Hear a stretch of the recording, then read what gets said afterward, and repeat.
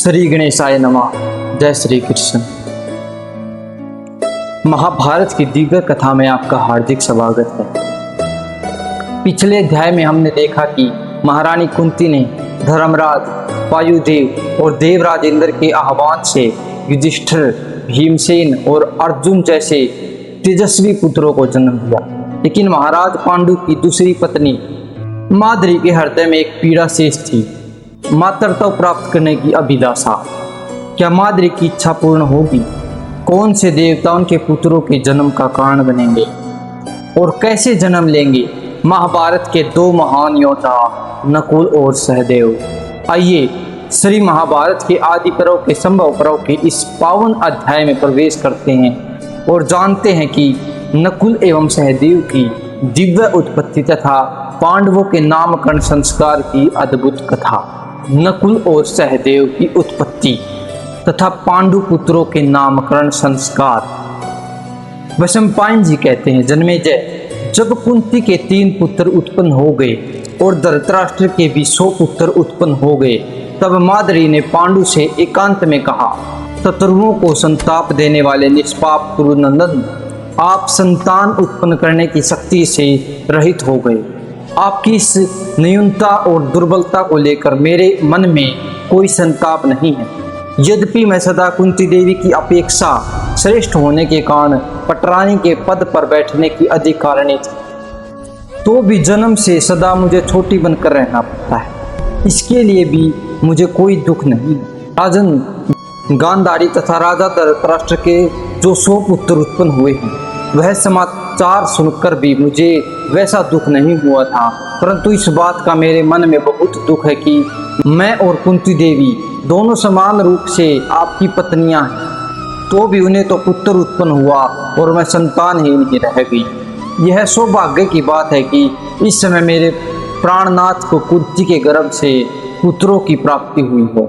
यदि कुंती राजकुमारी मेरे गर्भ से भी कोई संतान उत्पन्न करा सके तो यह उनका मेरे ऊपर महान अनुग्रह होगा और इससे आपका भी हित हो सकता है। सोत होने के कारण मेरे मन में एक अभिमान है जो कुंती देवी से कुछ निवेदन करने में बाधक हो रहा है। अतः यदि आप मुझ पर प्रसन्न हो तो आप स्वयं ही मेरे लिए कुंती देवी को प्रेरित कीजिए। पांडु बोले, माद्री, यह बात मेरे मन में भी निरंतर घूमती रहती है, किंतु इस विषय में तुमसे कुछ कहने का साहस नहीं होता, क्योंकि पता नहीं तुम यह प्रस्ताव सुनकर प्रसन्न होगी या बुरा मान जाओगी। यह संदेह बराबर बना रहे, परंतु आज इस विषय में तुम्हारी सम्मति जानकर अब मैं इसके लिए प्रयत्न करूं। मुझे विश्वास है मेरे कहने पर कुंती देवी निश्चय ही मेरी बात मान लेगी। वैशंपायन जी कहते हैं, जन्मेजय, तब राजा पांडु ने एकांत में कुंती से यह बात कही, कल्याणी, मेरी कुल परंपरा का विच्छेद न हो और संपूर्ण जगत का प्रिय हो, ऐसा कार्य करो। मेरे तथा अपने पूर्वजों के लिए पिंड का अभाव न हो और मेरा भी प्रिय हो, इसके लिए तुम परम उत्तम कल्याणमय कार्य करो। अपने यश का विस्तार करने के लिए तुम अत्यंत दुष्कर कर्म करो। जैसे इंद्र ने स्वर्ग का साम्राज्य प्राप्त कर लेने के बाद भी केवल यश की कामना से अनेकानेक यज्ञों का अनुष्ठान किया था, भामिनी मंत्रवेता ब्राह्मण अत्यंत कठोर तपस्या करके भी यश के लिए गुरुजनों की शरण ग्रहण करते हैं। संपूर्ण राज ऋषियों तथा तपस्वियों ब्राह्मणों ने भी यश के लिए छोटे बड़े कठिन कर्म किए। अंजनिते, इस प्रकार तुम भी इस माद्री को नौका पर बैठाकर पार लगा दो, इसे भी संतति देकर उत्तम यश प्राप्त करो। वैशंपायन जी कहते, जन्मेजय, महाराज पांडु के यूं कहने पर कुंती ने माद्री से कहा, तुम एक बार किसी देवता का चिंतन करो, उससे तुम्हें योग्य संतान की प्राप्ति होगी, इसमें संशय नहीं है। तब माद्री ने मन ही मन कुछ विस्तार करके दोनों अश्वनी कुमारों का स्मरण किया। तब उन दोनों ने आकर माद्री के गर्भ से 2 जुड़वे पुत्र उत्पन्न किए। उनमें से एक का नाम नकुल और दूसरे का नाम सहदेव। पृथ्वी पर सुंदर रूप में उन दोनों की समानता करने वाला दूसरा कोई नहीं था।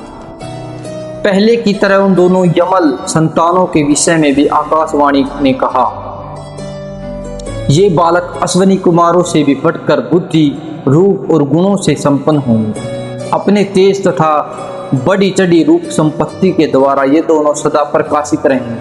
तदनंतर सत्संग निवासी ऋषियों ने उन सब के नामकरण संस्कार किए।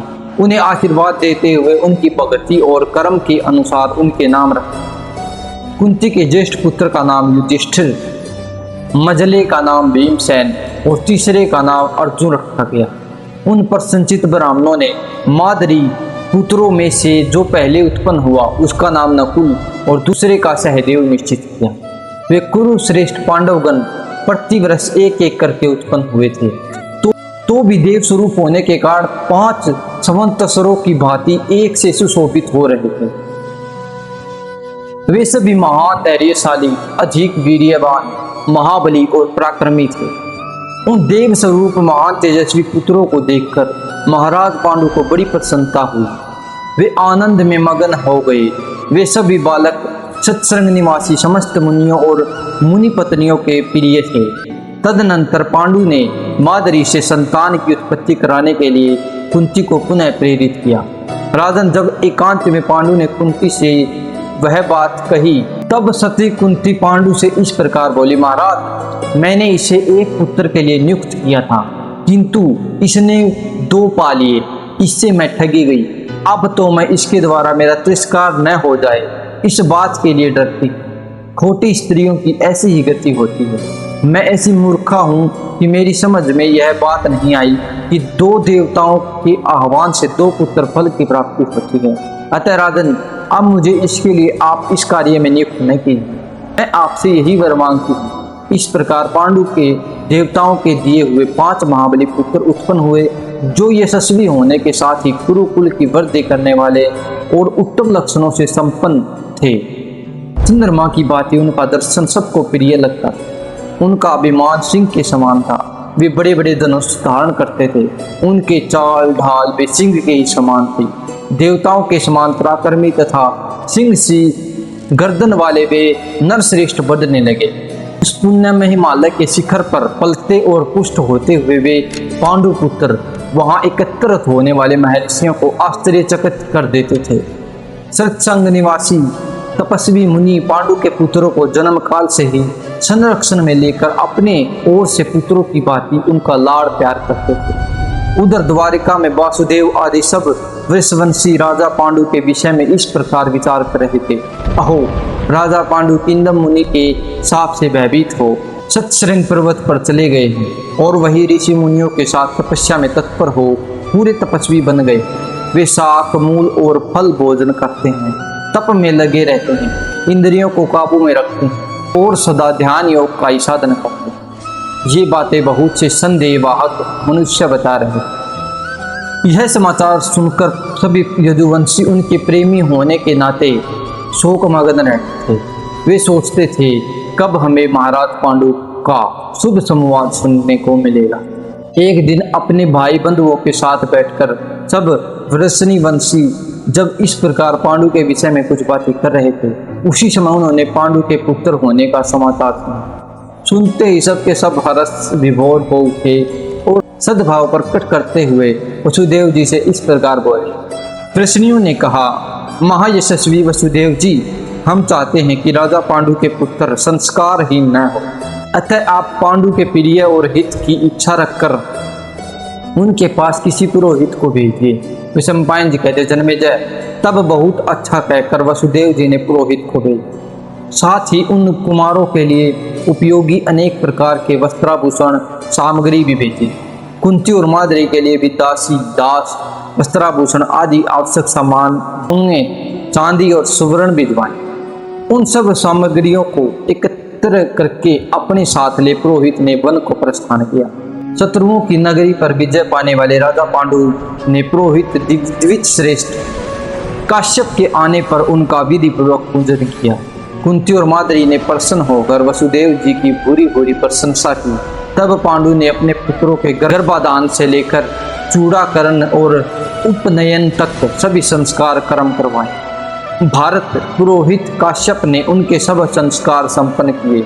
बैलों के समान बड़े बड़े नेत्रों वाले वे यशस्वी पांडव चूड़ाकरण और उपनयन के पश्चात उपाकर्मा करके वेदाध्ययन में लगे और उनमें पारंगित हो गए। भारत शरियाती वंशज के एक पुत्र पृषद थे जिनका नाम था शुक। वे अपने पराक्रम से शत्रुओं को संतप्त करने वाले थे। उन शुक ने किसी समय अपने धनुष के बल से जीतकर समुद्र पर्यंत सारी पृथ्वी पर अधिकार कर लिया था। अश्वमेध जैसे 100 बड़े बड़े यज्ञों का अनुष्ठान किया एवं संपूर्ण देवताओं तथा पितरों की आराधना करके परम बुद्धिमान महाराज राजा शुक शृंग पर्वत पर आकर शाक और फल मूल का आहार करते हुए तपस्या करने लगे। उन्हीं तपस्वी नरश्रेष्ठ ने श्रेष्ठ उपकरणों और शिक्षा के द्वारा पांडवों की योग्यता बढ़ाई। राज ऋषि शुक की कृपा प्रसाद से सभी पांडव धनुर्वेद में पारंगत हो गए। भीमसेन गदा संचालन में पारंगत हुए। युधिष्ठिर तोमर फेंकने में धैर्यवान और शक्तिशाली पुरुषों में श्रेष्ठ। दोनों मादरी पुत्र ढाल तलवार चलाने की कला में निपुण हुए। परमतप सव्यसाची अर्जुन धनुर्वेद में पारंगत विद्वान हुए। राजन, जब देवताओं में श्रेष्ठ शुक ने जान लिया कि अर्जुन मेरे समान धनुर्वेद के ज्ञाता हो गए, तब उन्होंने अत्यंत प्रसन्न होकर शक्ति खड्ग बाण ताड़ के समान विशाल अत्यंत चमकीला धनुष तथा विपाठ अक्षुर एवं नाराज अर्जुन को दिए। विपाठ आदि सभी प्रकार के बाण गिद्ध की पंखों से युक्त तथा अलंकृत थे। वे देखने में बड़े बड़े सर्पों के समान जान पड़ते थे। इन सब अस्त्र शस्त्रों को पाकर इंद्रपुत्र अर्जुन को बड़ी प्रसन्नता हुई। वे यह अनुभव करने लगे कि भूमंडल में कोई भी नरेश तेज में मेरी समानता नहीं कर सकते। शत्रुदमन पांडवों की आयु में परस्पर एक वर्ष का अंतर। कुंती और माद्री दोनों देवियों के पुत्र दिन दिन बढ़ने। फिर तो जैसे जल में कमल बढ़ता है उसी प्रकार कुरुवंश की वृद्धि करने वाले जो 105 बालक हुए थे वे सब थोड़े ही समय में बढ़कर सयाने हो गए। इस प्रकार अश्विनी कुमारों के दिव्य अंत से नकुल और सहदेव का जन्म हुआ तथा महाराज पांडु के 5 पुत्रों का नामकरण संस्कार हुआ। युधिष्ठिर धर्म और सत्य के प्रतीक बने। भीमसेन अद्वितीय बल के स्वामी हुए। अर्जुन धनुर्विद्या के सर्वश्रेष्ठ योद्धा बने, जबकि नकुल और सहदेव रूप, बुद्धि, शौर्य तथा नीति में अनुपम सिद्ध हुए। ऋषियों के संरक्षण में पले बढ़े इन 5 पांडवों ने अल्प आयु में ही वेद शास्त्र और विविध अस्त्र शास्त्रों की शिक्षा प्राप्त कर ली। समय के साथ यही 5 भाइयों धर्म की स्थापना और अधर्म के विनाश के कार्य के लिए तैयार होने लगे। लेकिन नियति अभी और भी बड़ी परीक्षाओं की तैयारी कर रही थी। आगे चलकर इन्हीं पांडवों का अनेक संकटों, षड्यंत्रों और संघर्षों का सामना करना पड़ेगा। अगले अध्याय में हम जानेंगे कि पांडवों के जीवन में आगे क्या क्या घटनाएं घटित हुई और किस प्रकार उनका तेज संपूर्ण आर्यव्रत में फैलने लगा। यदि आपको यह कथा पसंद आई हो तो वीडियो को लाइक दें, चैनल को सब्सक्राइब करें और इस दिव्य कथा को अधिक से अधिक लोगों तक पहुंचाने के लिए शेयर अवश्य करें। जय श्री कृष्ण।